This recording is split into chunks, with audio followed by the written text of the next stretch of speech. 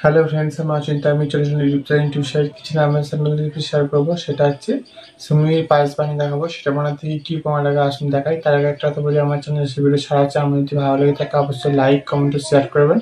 এই recipe share করবেন, যদি আমার চ্যানেল নতুন হয়ে থাকেন তাহলে প্লিজ সাবস্ক্রাইব করে দেবেন, নিচে বেল নোটিফিকেশন টাইপ করে দেবেন, কারণটা আমার মধ্যে আগ্রহ হয়েছে। তার জন্য সিমুইয়ের পায়েস বানাতে কি উপকরণ লাগে আসুন দেখাই।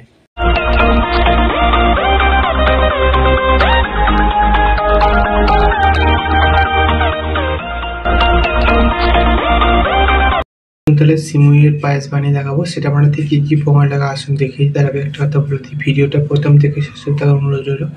তার জন্য রেসিপিটা শুরু করি। এখানে আমি কিছুটা পরিমাণে সিমুই নিয়ে নিয়েছি, তো চলার জন্য রেসিপিটা শুরু করি।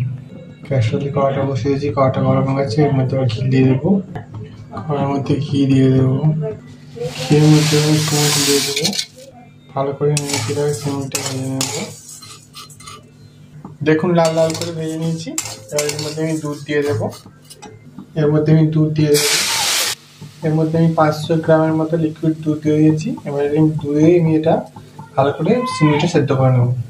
আমি দুধের মধ্যে কাজু কিশমিশগুলো দিয়ে দেবো, অল্প একটু লবণ দিয়ে দেবো। এবার ভালো করে ফুটিয়ে আমি সিমুইটা সেদ্ধ করে নেবো। দেখুন সিমুইটা সেদ্ধ হয়ে গেছে, এর মধ্যে আমি চিনি দিয়ে দেবো।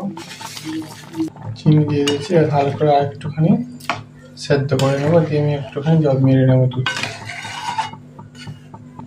দেখুন আমার সিমুইয়ের পায়েস রেসিপিটা হয়ে গেছে, আমি নেব।